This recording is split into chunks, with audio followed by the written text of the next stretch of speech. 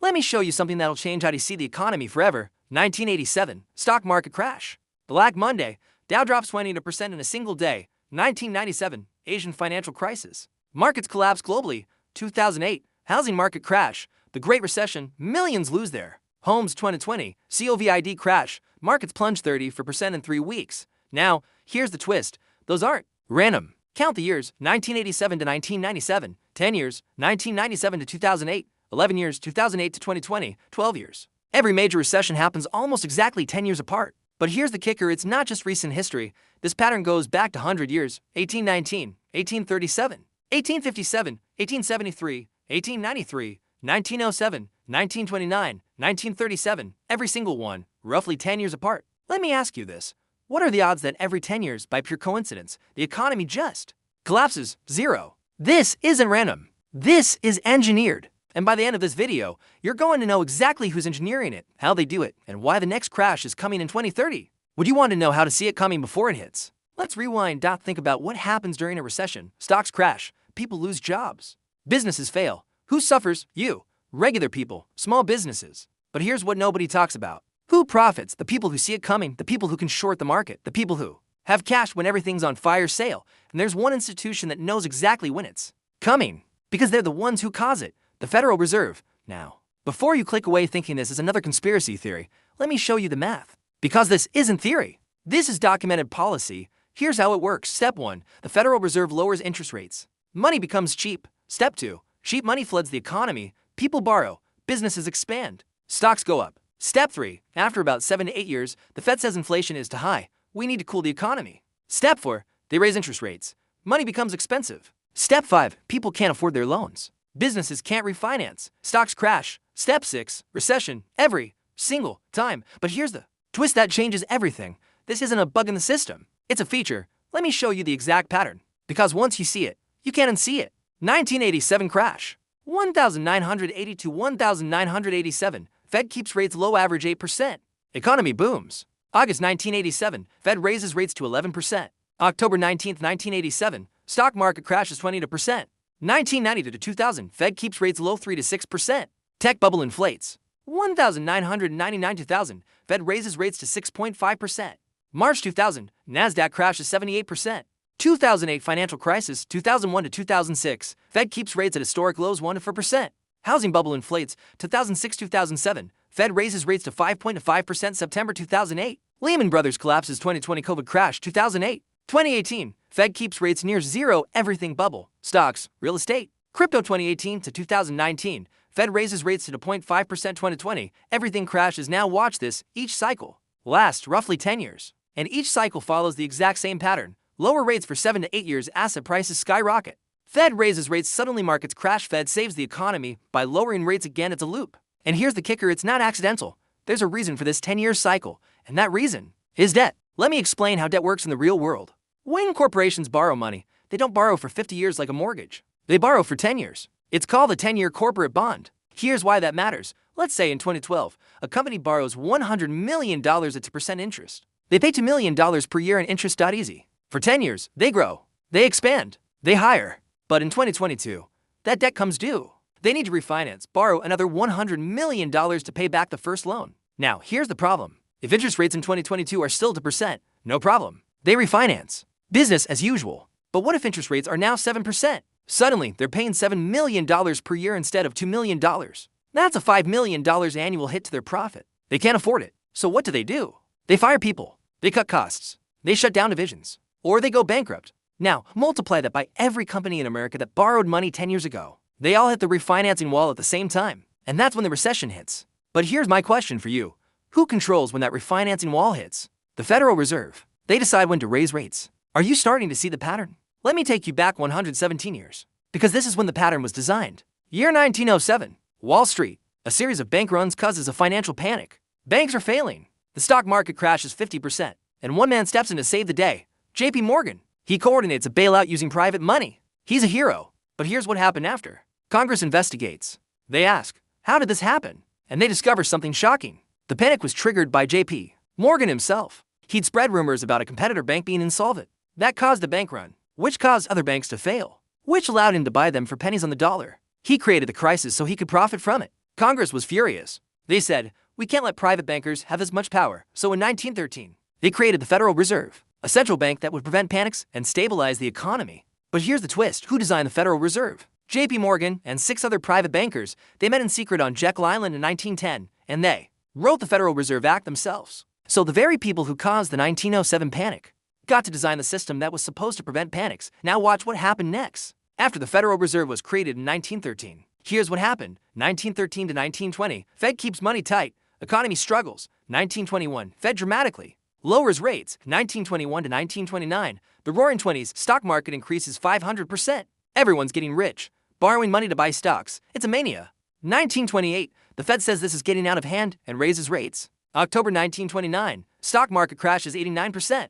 The Great Depression begins. Now here's what the textbooks tell you. The Fed didn't know what it was doing. It was a policy mistake. But let me show you what actually happened. In 1927, the Federal Reserve Bank of New York was run by Benjamin Strong. He kept rates low specifically to inflate the stock market. Why? Because he believed high stock prices made people feel wealthy, which was good for the economy. But in 1928, Strong died. The new leadership raised rates aggressively, and the bubble popped. Now, here's the uncomfortable question. Did they not know what would happen? Or did they know exactly what would happen? Because here's who bought assets during the Depression. The same banking families that founded the Federal Reserve. Rockefeller bought Manhattan real estate for 10 cents on the dollar. J.P. Morgan Jr. bought failing banks and consolidated them. The Warburgs bought industrial companies. They became richer during the Depression than before it. Are you seeing it yet? Let me show you the exact playbook they use today, because it's the same playbook every time. Phase 1. The setup: the Fed lowers interest rates to stimulate the economy. Money becomes cheap. Loans are easy to get. This is when they're setting the trap. Phase 2.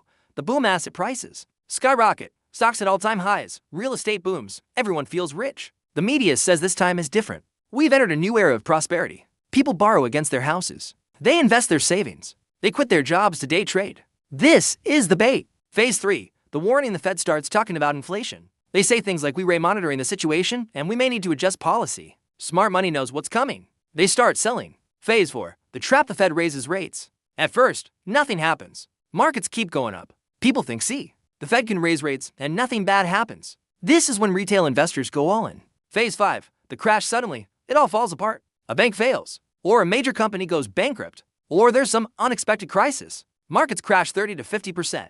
Panic selling begins. This is the harvest. Phase 6. The bailout: the Fed saves the day by cutting rates to zero. They print trillions of dollars, but who gets that money first? Banks, large corporations, the wealthy. They buy up assets at fire sale prices, and the cycle starts again. Now, here's my question. If this happens every 10 years like clockwork, is it really a surprise, or is it a schedule? Let me show you something that'll make you angry, because this isn't just about crashes.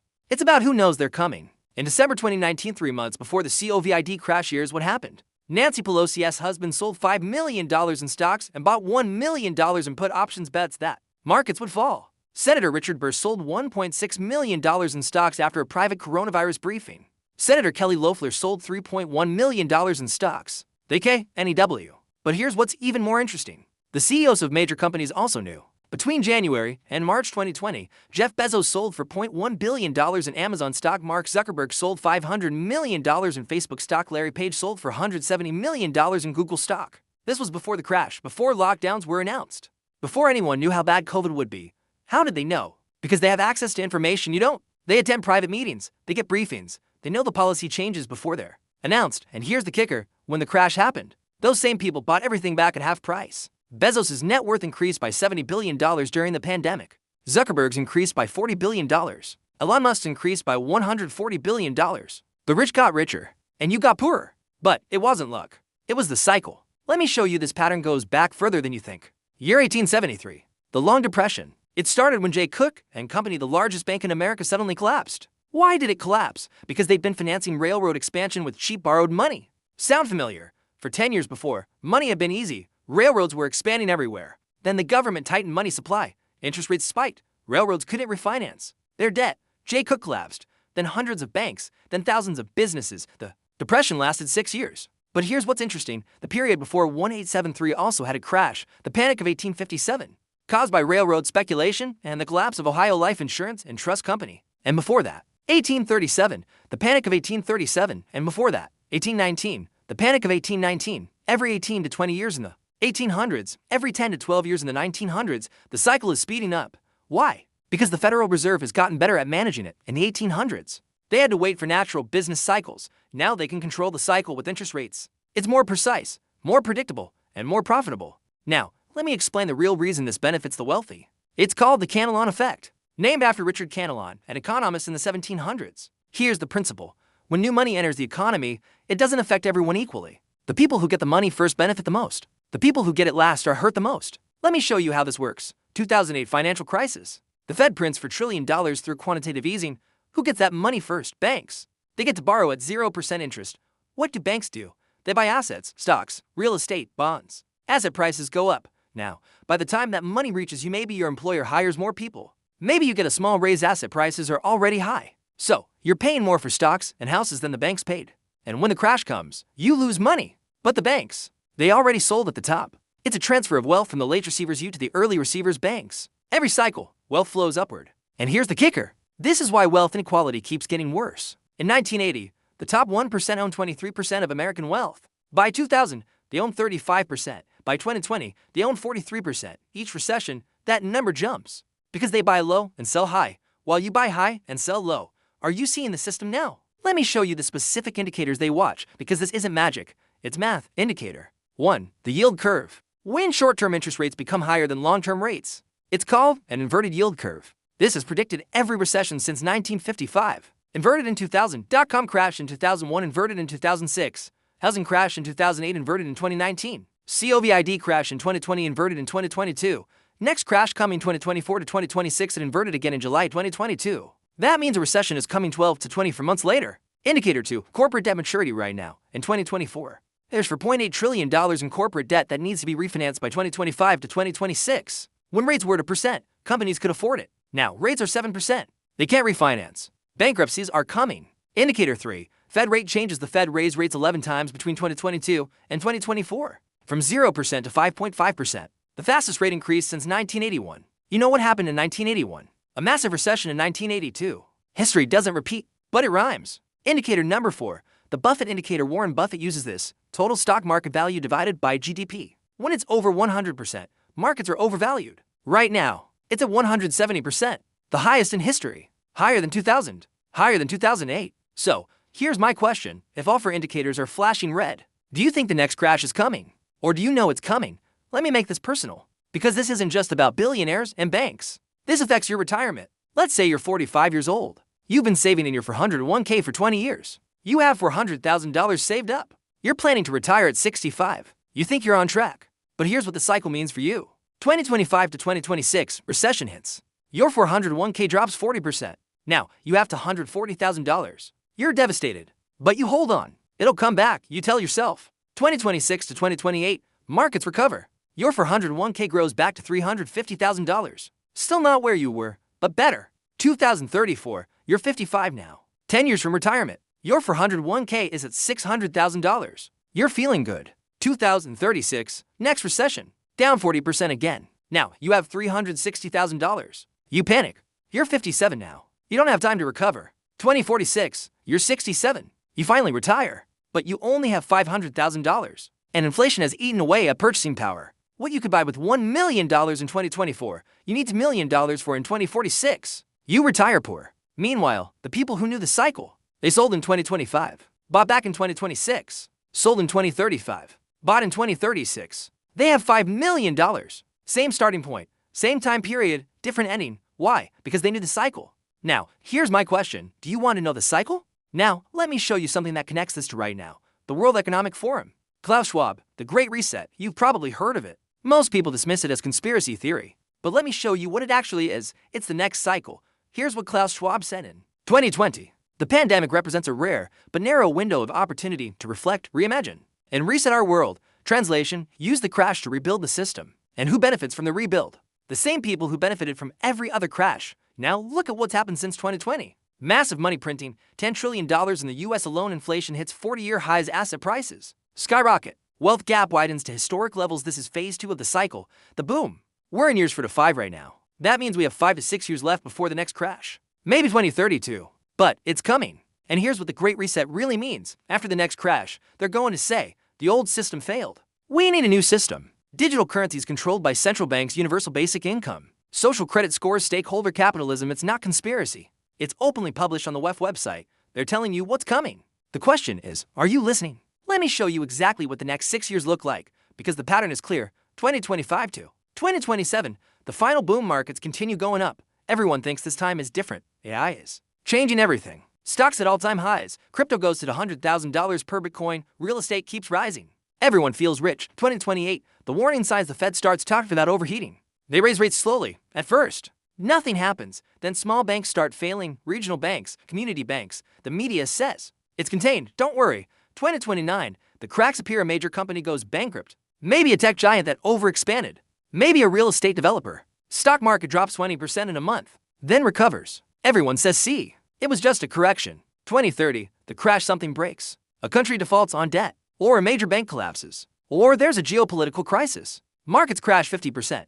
Your 401k gets cut in half. Your house value drops 30%. If you have debt, you're underwater. 2031, the bailout, the Fed cuts rates to zero. They print $20 trillion. They buy corporate bonds, stocks, everything. But you don't get that money. Banks get it. Corporations get it. They buy up assets for pennies. 2032, the new system they announce, we're implementing reforms to prevent this from happening again. Translation, they're consolidating power. Digital dollar, carbon credits, biometric IDs, everything tracked, everything controlled, and the cycle begins again. Let me take you back one final time, because this pattern is older than America. Ancient Rome. Year 33 AD, the Roman Empire was the richest civilization on earth, but they had a problem, DBT. Citizens had borrowed money to build businesses, buy land, invest in trade, but there was the liquidity crisis. Not enough coins in circulation. Sound familiar? Emperor Tiberius tried to fix it by lending money from the treasury. Essentially, the world's first quantitative easing. It worked for a few years. But by 64 AD, 31 years later, Rome was broke again. Emperor Nero debased the currency. He melted down silver coins and mixed in copper, so you'd get the same coin, but it was worth less. That's inflation, and this pattern continued. Crisis gives bailout, gives inflation, gives crisis every 20 to 30 years, until finally, by 76 AD, Rome collapsed completely. Now, here's the lesson. No empire survives debt cycles forever. Eventually, the currency collapses, and when the currency collapses, the empire falls. Rome had 400 years of cycles. America has had 111 years since the Federal Reserve was founded. How many cycles do we have left? So what do you do with this information? First, understand that the next recession isn't random. It's scheduled, it's engineered, it's coming around 2030. Second, position yourself accordingly. I'm not a financial advisor, but think about what stays valuable during crashes. Skills that people need, hard assets that can't be inflated away, relationships, and communities' knowledge. Third, don't play the game on their timeline. If you know they crash the market every 10 years, don't have all your money in the market during year 9. Fourth, share this information, because the only way the cycle ends is if enough people understand it. They need your ignorance to profit. Your awareness is their biggest threat. Now here's my final question. Are you going to wait for 2030 and act surprised? Or are you going to prepare now while there's still time? The pattern is clear. The timeline is set. The choice is yours. Thanks for watching.